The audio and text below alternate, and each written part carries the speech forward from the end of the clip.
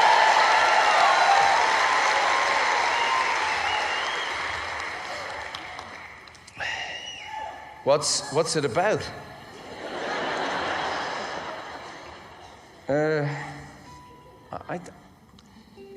I don't know.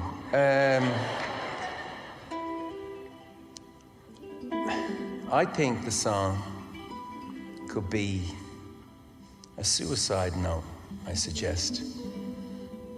It's about a young boy who will follow his lost love into the grave. He'll follow it anywhere. Follow his lost love anywhere, even into the grave. What no one in that rehearsal room, including me, had thought about was Iris Hewson resting under the ground, not 100 yards from where we were playing. And all the time we rehearsed there, I never thought about her. I never once visited her grave. It wasn't like she was dead. It was worse. We had disappeared her. But Iris would not be denied in the music. Iris standing in the hall. She tells me I can do it all. Iris wakes to my nightmares. Don't fear the world. It isn't there. Iris playing on the strand. She buries the boy beneath the sand. Iris says that I will be the death of her. But it wasn't fucking me. I might have spent my whole life trying to fill the silence my mother Iris left me. It's a lot of noise.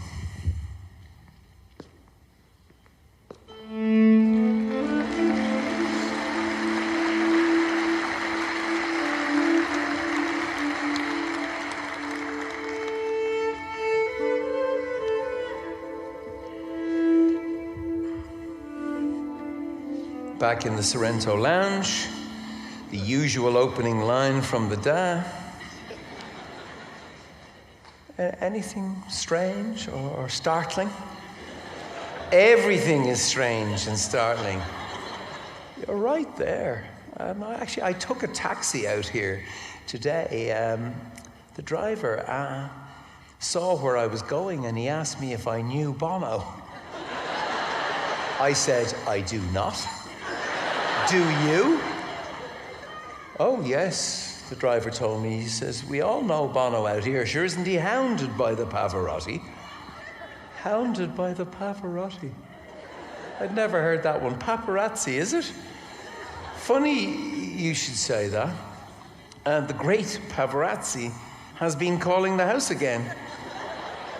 This time, he wants us to perform with him in his hometown of Modena to raise money for refugees from the war in Bosnia. I mean, how do you say no to that?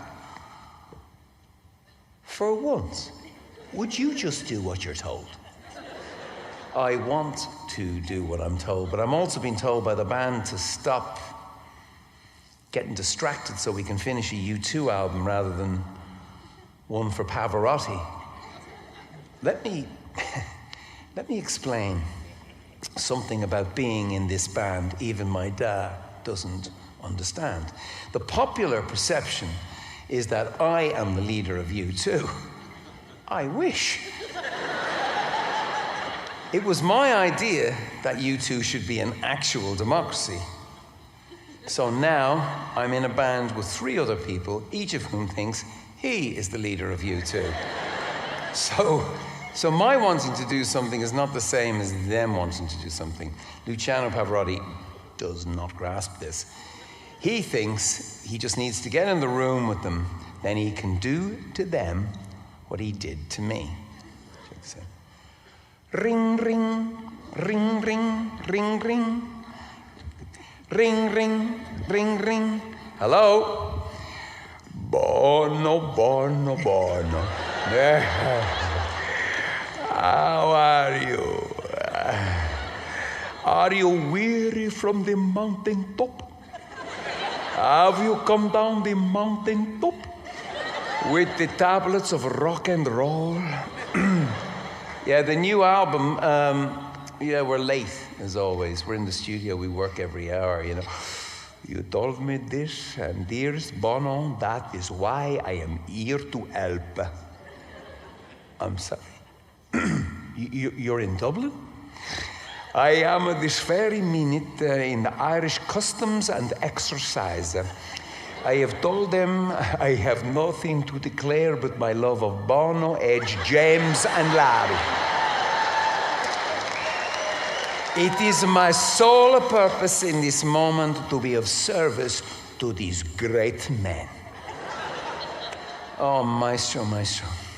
They are great men, and this is a great honor. But it's not a great time. They don't like me? Oh, it's worse. They don't care. These are the children of punk rock. They will suspect you're only here to twist their arms and go to Modena. Oh, this pains me. I came only in genuflection, and now you want me to kneel and beg. No, maestro, it's not like that. Perfetto, I'm on my way. Fuck. He's on his way. I go to Edge, Adam, and Larry. Look, he's the greatest singer in the history of the world. It's a huge honor that he's coming to see us in the next half hour. The next half an hour. He might be coming to see you, says Larry. He's not coming to see us. This is some kind of stunt. We will not be coerced, says Adam. What are you going to do, hide? I implore them. No, we're not going to hide, says Edge. Actually, say Adam and Larry, that's exactly what we're going to do. We are going to hide. And with that, two grown men go and hide from Luciano Pavarotti. She's mad. Bzz, bzz, bzz. Buzzer rings. There he stands, the greatest singer in the history of the world. Oh, with a film crew. 7 or 8 Italians, very excited. One of them is crying. Bono, Edge, Bono, Edge, Bono. Where is James and Larry? These are my friends at Radio Uno. We can go live on satellite television to announce the show in Modena to the whole world.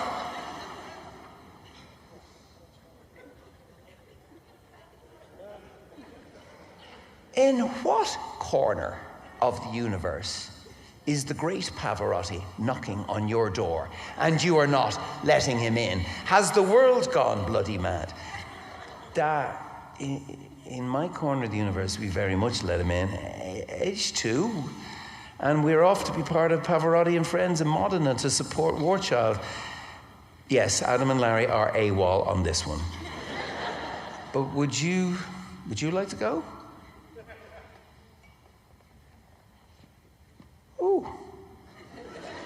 Really? Well, I suppose you better have at least one real tenor on your side.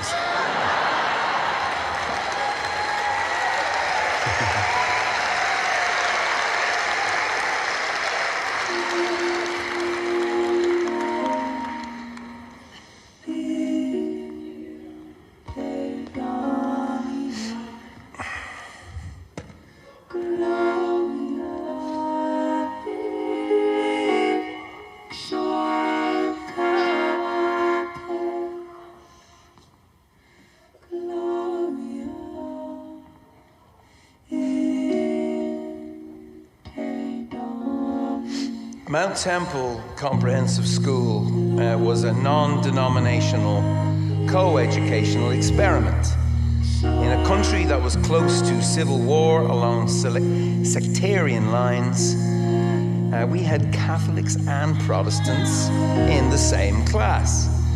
You were encouraged to be yourself, to be creative, to wear your own clothes, and there were girls also wearing their own clothes. Ironically, a amid this freedom from religion, we found ourselves getting religion. We got close to a group of Christian radicals called Shalom, meaning peace. They figured all the established churches had not just gotten away from Jesus, but they got in the way of Jesus. Theirs was a rigorous and demanding life that had attracted some oddball characters. So we fit in perfectly. As U2 started to get popular, our first century Christians saw the band's 20th century potential for advertising. Jingles for God. We were not ready to be bumper stickers. We preferred the lyrics of St. Francis Assisi, preach the gospel and only use words when you absolutely have to. The Beatles were religious music to us. I mean, all you need is love. That was our kind of billboard. Anyway, these beloved brethren began suggesting our music was frivolous and self-flattering. In other words, fun. We asked the question, can we not change the world and have fun? No. You must choose between this world and the next. Eventually, it became too much for Edge. He couldn't live with the tension between being a disciple of Jesus and an apostle of Joey Ramone.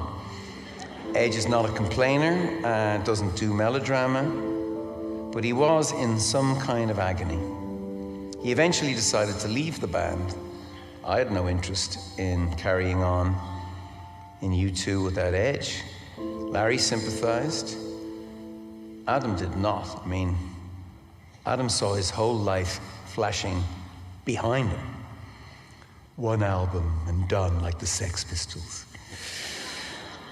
Anyway, this was a serious moment for these young men. We had to go then and explain ourselves to our manager. Have I told you about Paul McGuinness? Let me tell you about Paul McGuinness.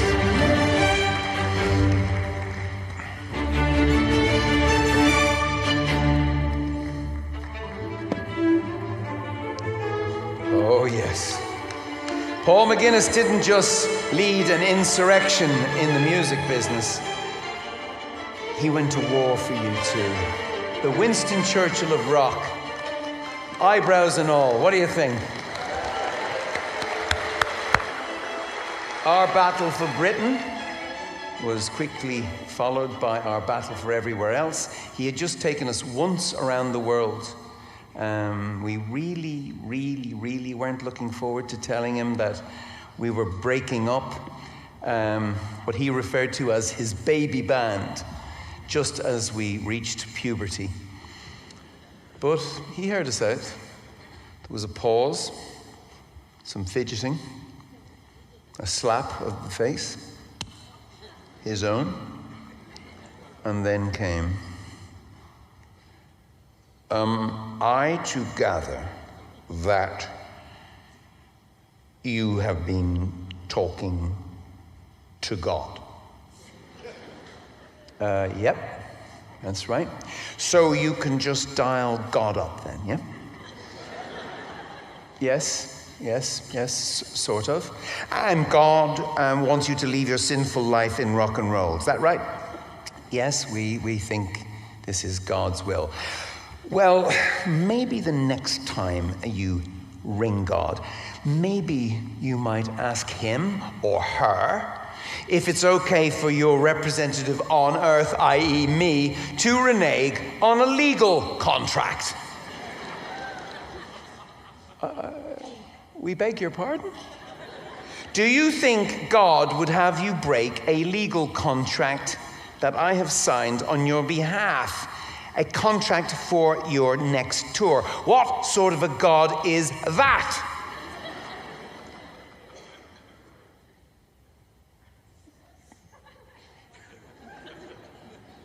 Good point. A hell of a negotiator. Paul McGuinness, we, the negotiated, sheepishly back out of the room to have a little pray for better signal. It wasn't the first time we'd put words in God's mouth. The tour would go ahead, and yes, it was blessed. And there were miracles all around. Most especially hearing I Will Follow on the radio a lot. What a thrill that was.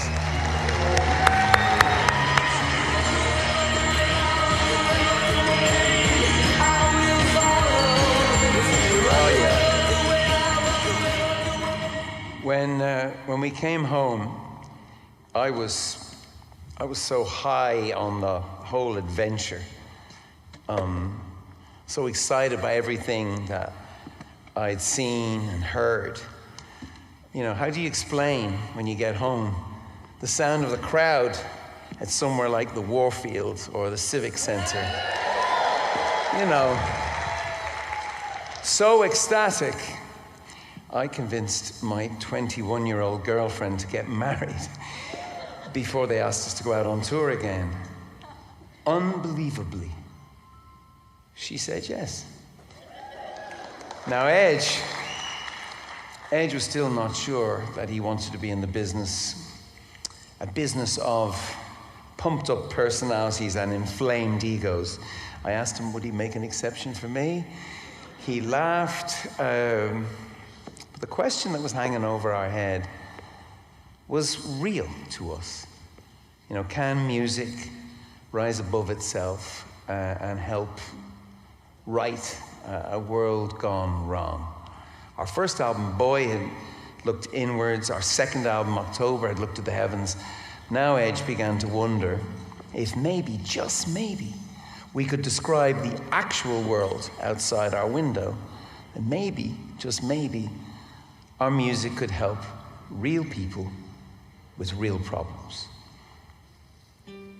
Arpeggiating his way out of a corner, he began working on a sketch of a song. Not just a song, a map, a way forward for U2 and the world. Sunday Bloody Sunday was religious art meets The Clash. More pencil drawing than anything else, but its ambition was to contrast the original Easter Rising with a massacre of 14 unarmed protesters in the town of Derry, just across the border on the island of Ireland. While Edge was in his flat in Dublin, I was with my bride in Jamaica writing lyrics for the new songs, explaining to Ali why our honeymoon album was called War. The honeymoon was a gift from Chris Blackwell, the founder of Island Records, the man who had discovered and signed Bob Marley and the Wailers. Even now, when U2 plays Sunday Bloody Sunday, I still hear Bob Marley. By the way, Gemma Doherty is from Derry, great town of Derry.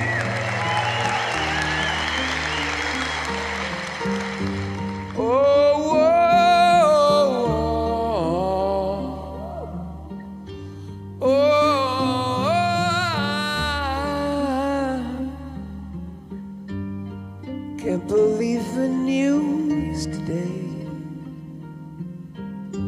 I can't close my eyes, make it go away. How long must we sing this song? How long? 'Cause tonight weaken me as one.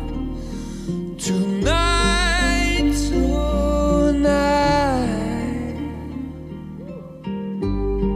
Broken bottles under children's feet,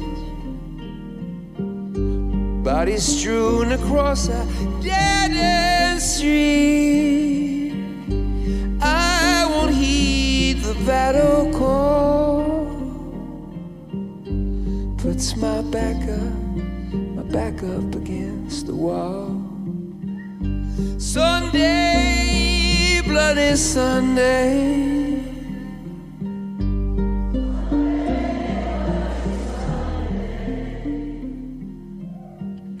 Sunday, Bloody Sunday.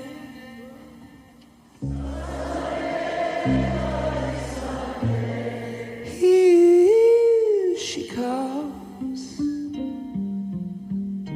Here she comes. Here she comes. Rollo. Here she comes.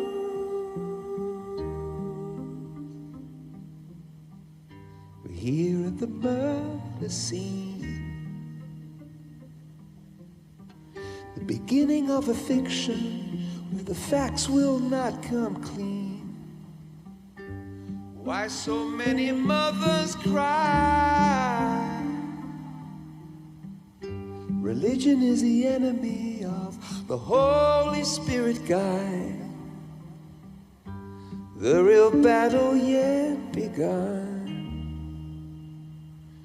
to claim the victory Jesus won.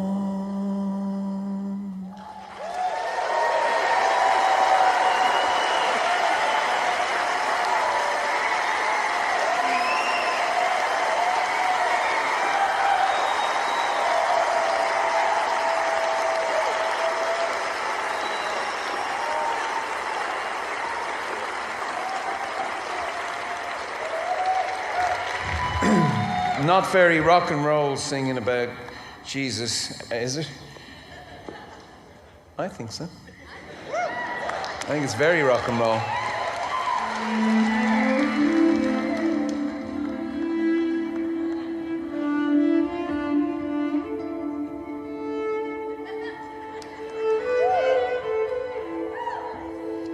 I'm loving some of these props. Everything was strange and startling. Edge and I did go to Modena, Italy to perform with Luciano Pavarotti. Larry and Adam did not. Instead, we brought my father, Bob, and Edge's father, Garvin, also a tenor.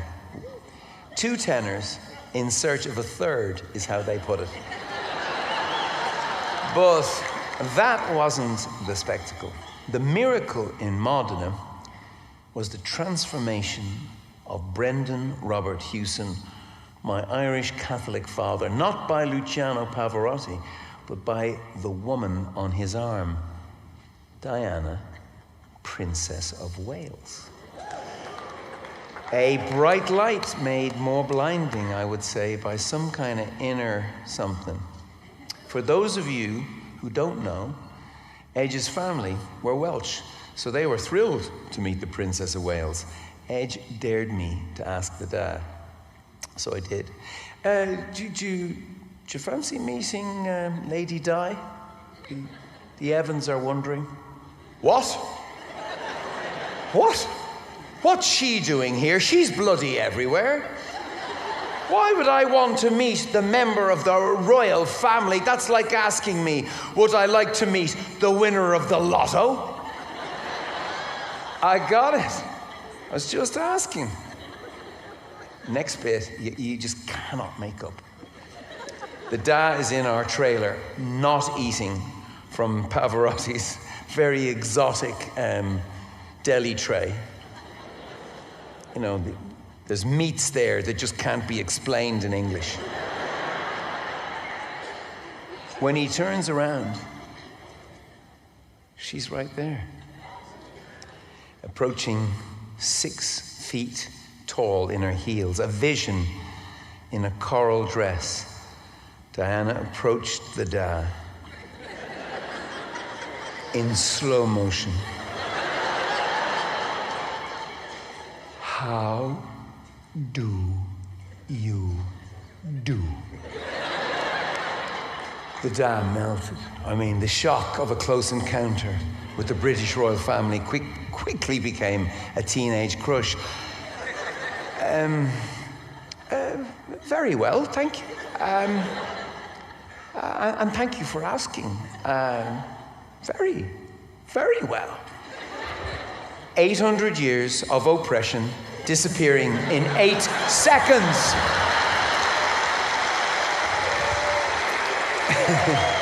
If you have ever wondered about the usefulness of the royals, which I have, I would point to this incident. 8 centuries of oppression, 1 princess, and we're even. And what a voice. What a voice. Greatest voice in the history of the world.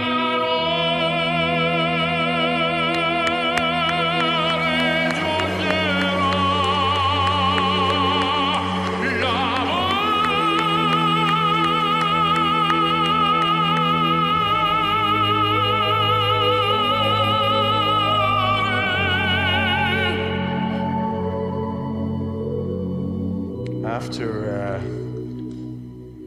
we got home, you know, the dad was still talking about Princess Diana, but he was modulating.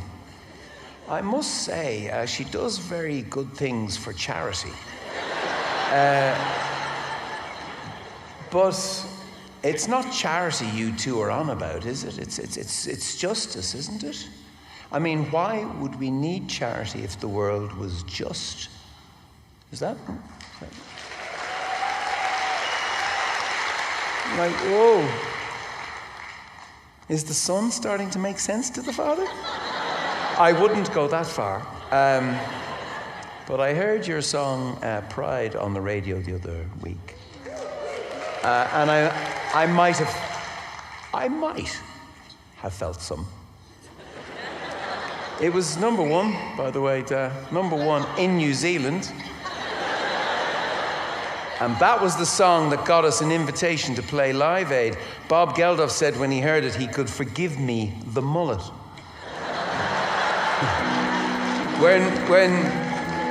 When you two walked on stage at Live Aid,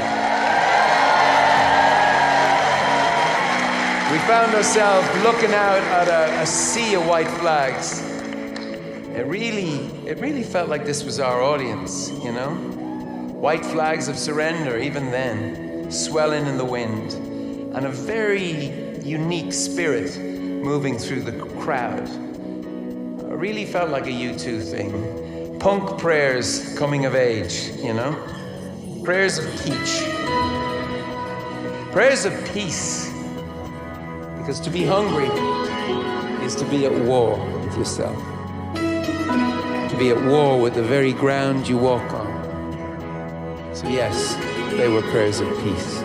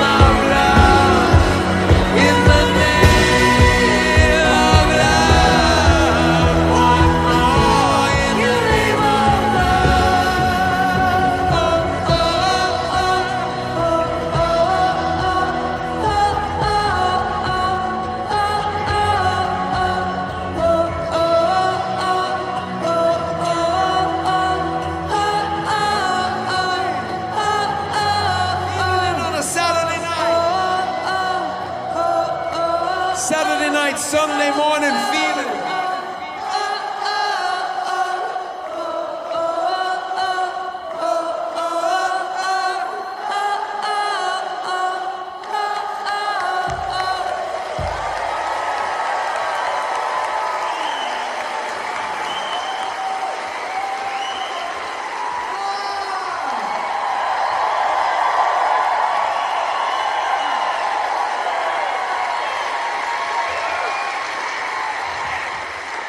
After Live Aid, I realized if you two were going to be writing about big subjects, I needed a bigger brain.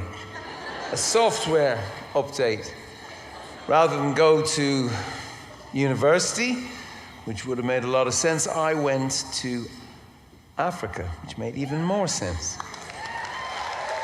I went with the missus, and Africa. Africa's where all of us began. There's a lot to learn on the continent of Africa, I would say. Okay, Ajibar, South Walla, Ethiopia, autumn 1985. I remember a morning mist lifting from the land, revealing a proud people who've walked through the night to find anywhere hope would be alive. The red earth of Ethiopia is parched. These are rural people who are struggling to survive without food and water. Their world has turned in on them. The very land they live off has refused them entry. There's a rhythm of resistance, but it's slowing. A heartbeat. Ali and I can feel the murmuring beneath the canvas floor of a tent that we've been sleeping in for the last month. Buried in this ground are great riches, but a great famine has turned this great nation upside down. The same country is about to turn the tinier lives of Ali and me right side up.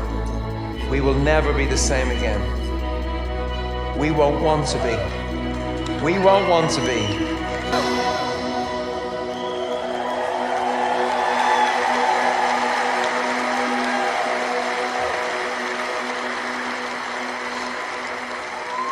It was hard. It was hard for Ali and I to come back from Ethiopia. A large part of us was still there, is still there. After the Joshua Tree, you two were getting a bit famous, a bit mainstream. We were either going to be embarrassed about that or not. Fame is currency. By the way, it was you that opened our checking account. We wanted to use it to do more than get a seat in a fancy restaurant, which is not to be sniffed at. I got to convert you two's currency into meetings with people who held the purse strings for the world's poor. There are such people. They are called the government. They're called the IMF, the World Bank. I also got to convert you two's currency into forming, other bands of people who felt the same way. Actualists, I call them. People who wanted to actually get shit done rather than just stir the shit. You know what I mean?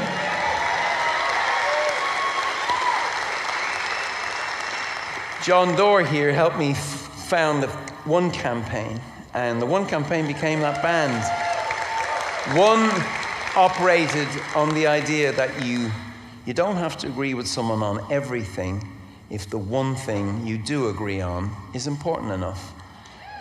Hard to believe in these recent times, but there's something to that. And the other lesson was that you had to meet people where they are, like malls, shopping malls, Apple stores, which is why we formed a second band called Red.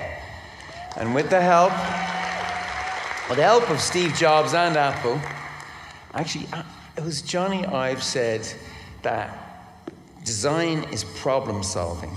And if design is problem solving, These AIDS drugs are the greatest design ever. That was really helpful, that comment. Thank you, Johnny Ive. And now, this was helpful because it didn't just, red just didn't just, create heat. It had the fire to hold the government's feet to. Red and One learned a lot in that respect from hip hop. Our friend Andre Harrell used to say, "You're in the getting the check business. Did you get any checks?" Well, hell yeah. We did get some checks. Isn't that right, John? Yes, we did. And what did they pay for? I'll tell you in a word. Freedom. Freedom from despair. Hard to be free if you're dead. America, can I say this? Nobody says thank you. So let me say thank you tonight for the lives you have transformed in far-off places. Especially, thank you, especially on the AIDS stuff, and especially in this city of all cities. And yeah, Nancy Pelosi's first speech in Congress was about the scourge of HIV. Millions of lives transformed by what America has done. And I thank her, and I thank all of you. If you're an American, you're an AIDS activist, whether you like it or not.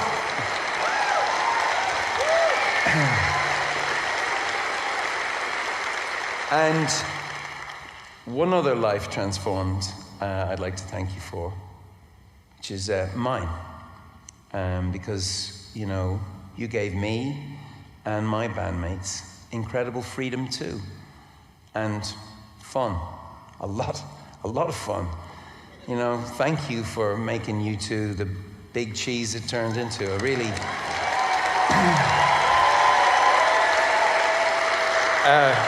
can you wipe the word cheese?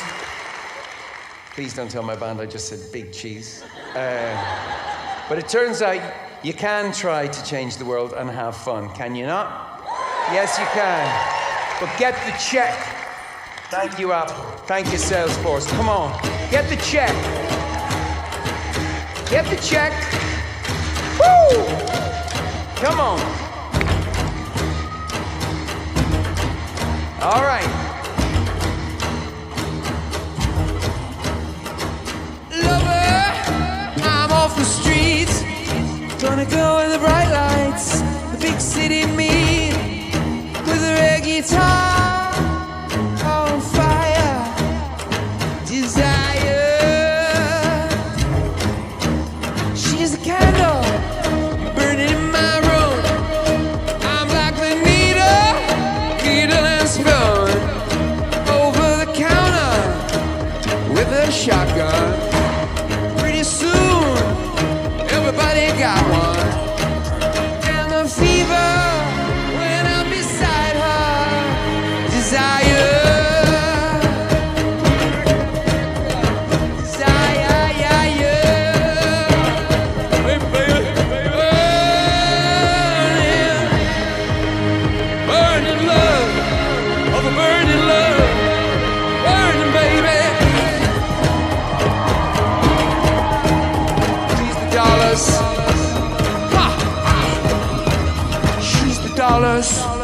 She's my protection. She is a promise in the year of election. Oh, sister, can't let you go. Like a preacher stealing hearts at a traveling show. For love or money, money, love or money, money, love or money, money, money, money, money, money, money, money, money, money, money, money, and the fever getting higher.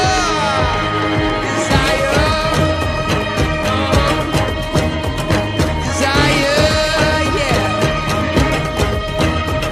I'm out there, but cut a pound, cut a pound, cut a pound. Money makes the world go round, makes the world go round.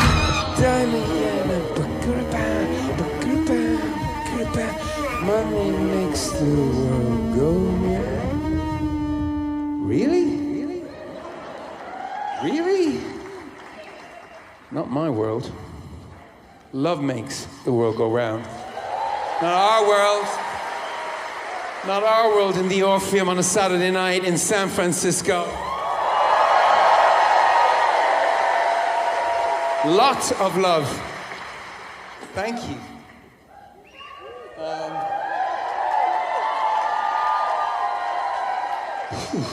I don't have to use this, do I?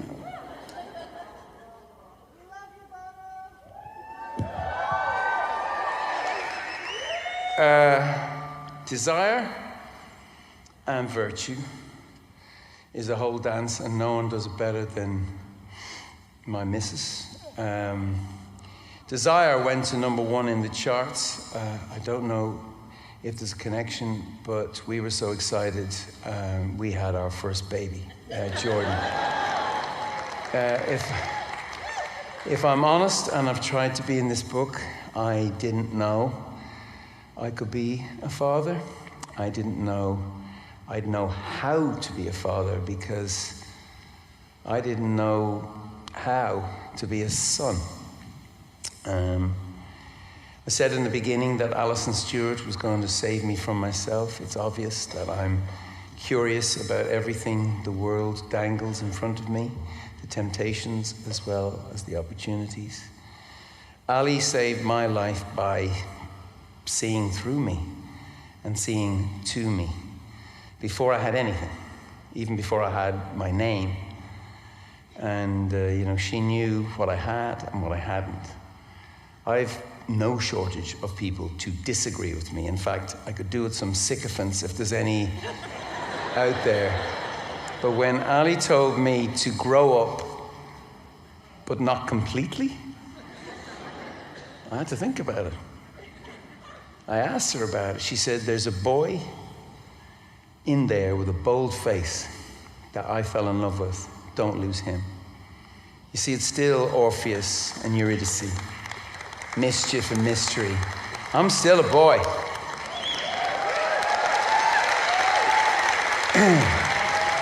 I'm still a boy, but I'm more of a man because of this woman, and I'm certainly a better father.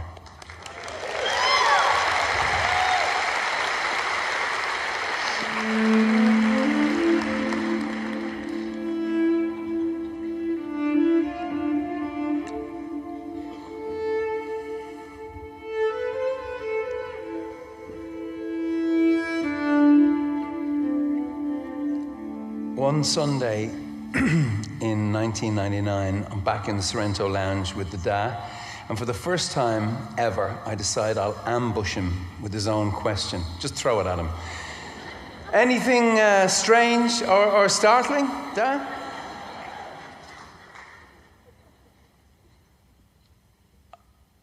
I have cancer.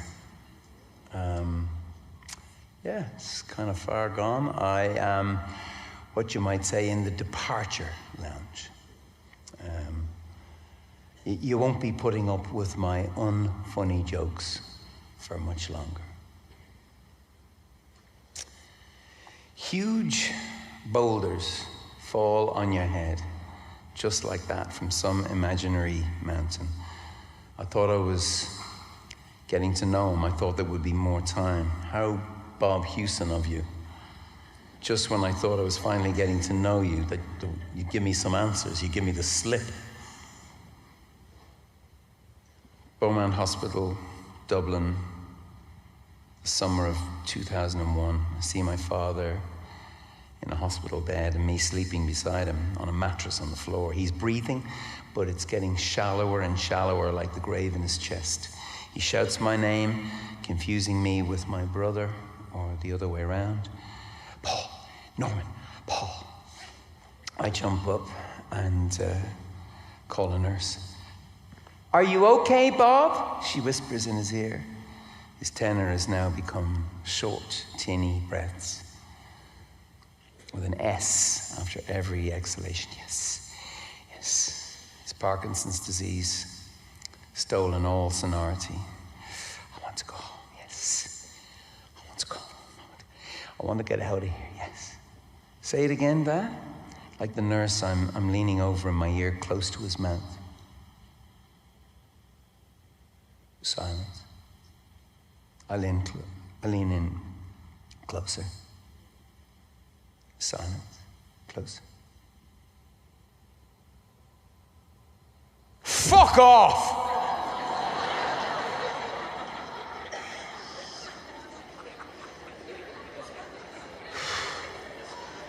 Fuck off. Wow. There's something perfectly imperfect about my dad's exit from the world. I do not believe he was telling me or the very vigilant night nurse to fuck off. I'd like to believe he was addressing the burdens that had been on his back for most of his life. I have a feeling, they are my inheritance. But I believe I have a choice in the matter.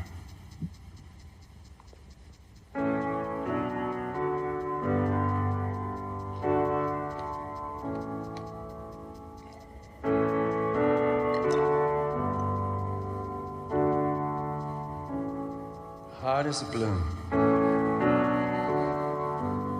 shoots up through the stony ground. There's no room, no space to rent in this town. You're out of luck, and the reason that you had to care, traffic is stuck. You're not moving anywhere. You thought you'd found a friend to take you out of this place, someone you could lend a hand in return for grace. It's a beautiful day. The sky falls, you feel like a beautiful day. Yeah, you're on the road, but you got no destination. You're in the mud, in the maze of her imagination. Love this time, even if that doesn't ring true. You've been over, and it's been over you. It's a beautiful day. Don't let it get away.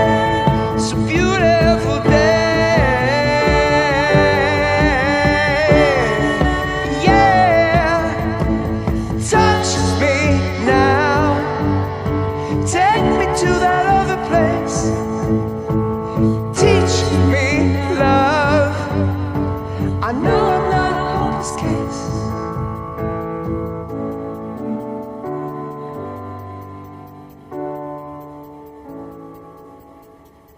The dead are always with us. They won't leave us alone. Blowing through our memories, rattling the bones. The dead are always with us. There's more of them than us. The valley of dry bones, lost to dust, parched and abandoned, filled with doubt. But after the flood, all the colors came out.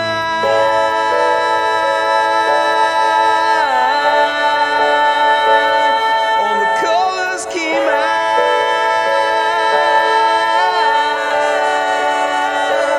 All the colors came out.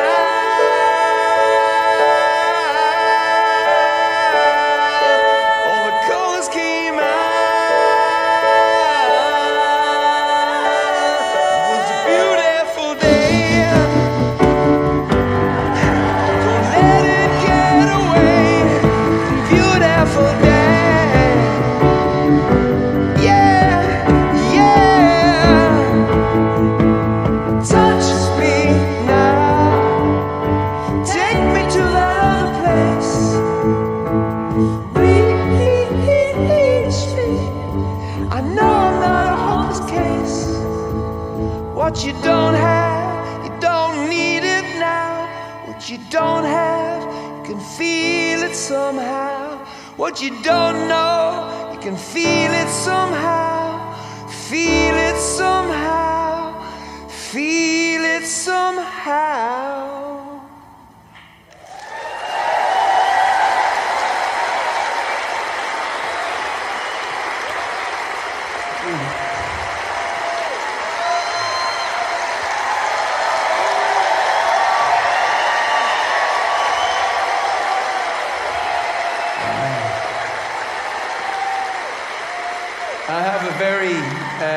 unscientific theory that sometimes when you lose someone you love, they bequeath you something. When I lost my father, I found my voice starting to change, and I couldn't help thinking that the baritone who thought he was a tenor was actually becoming one. I don't know how, all kinds of reasons. It might have something to do with this word, forgiveness. I don't know if I forgave my father or my father forgave me. You see, I was born with my fists up. Surrender does not come easy to me. To bow down to my maker, to my wife, to the band is a daily challenge. I'm still working on it. But what I have learned since my heart was opened is that I am blessed. And what was silence has been filled with music, and that I must surrender to these songs. I'm finally learning to let the songs sing me, and I think my father Bob gave me that.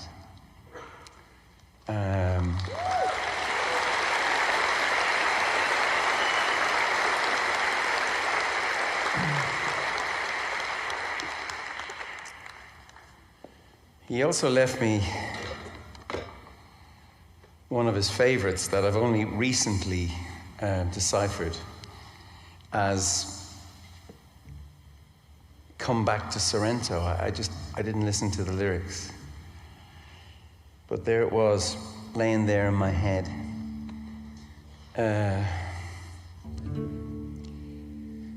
Video mare, quanto bello, spiritanto sentimento, come tu aquí tiene a mente, cascitato vai suona, guarda qua, chi stu giardino, sientesi sciure arance, nu profumo così fino, dinto cuore se ne va, e tu dici io parto Dio, da lontane da stu cuore, da sta terra dell'amore, che ne occorre se ne va.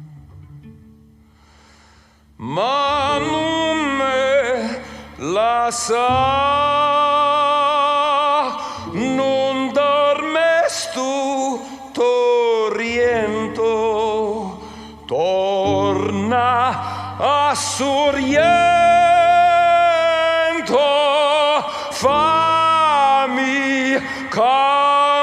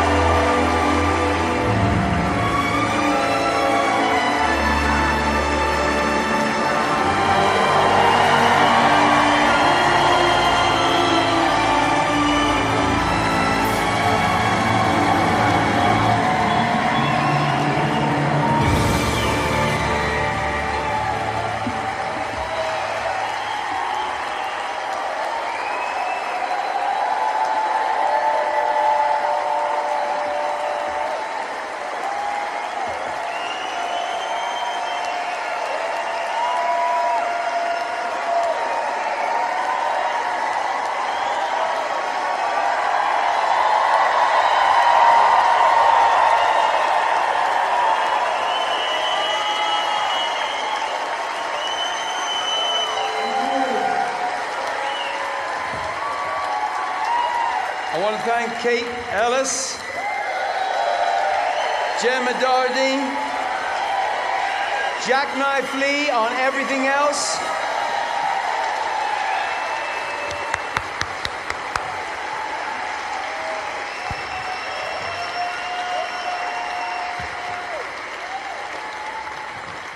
The three terriers. Can I help here? We have a reprise, as my father, Bob, would say.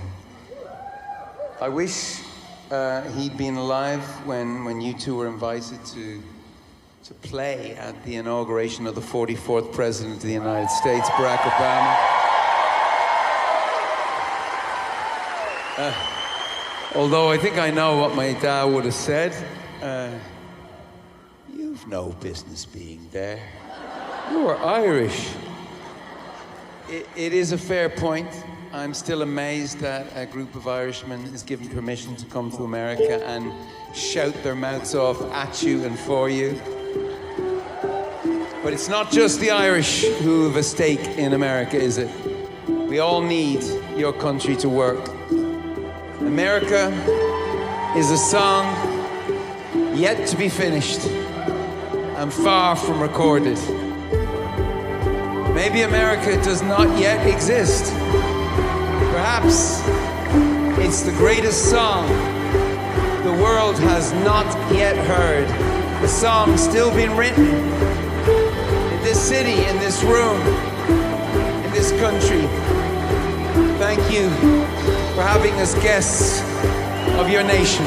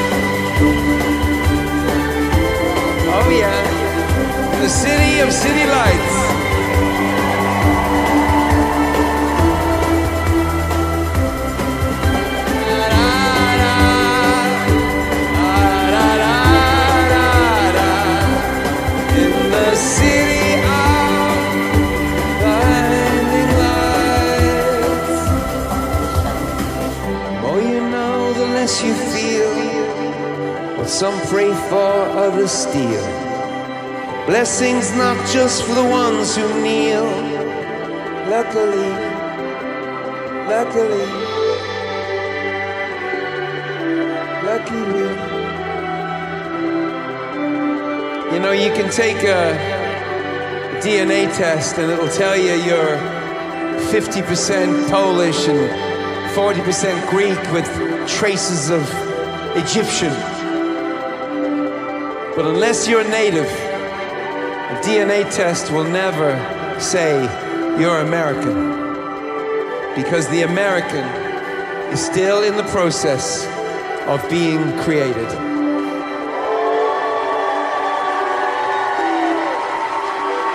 Start with Mayan, Aztec, Lakota, Inuit, add some Spanish, English, Dutch, Nigerian, Senegalese, pick a country, Japan, China, Italian, Turkish people, Vietnamese, Afghans, Ukrainians, and the Irish. Just saying. We all come to America carrying our myths and history, our talents and traumas, our wisdom and traditions. We all come to America in our dreams, and we want to wake up in them. It's not something that's already happened.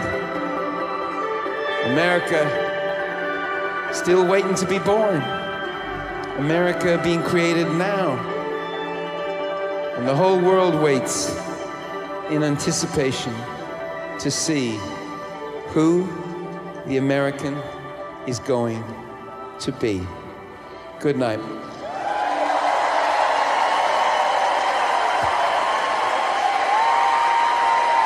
Kate Ellis, Gemma Doherty, Jackknife Lee,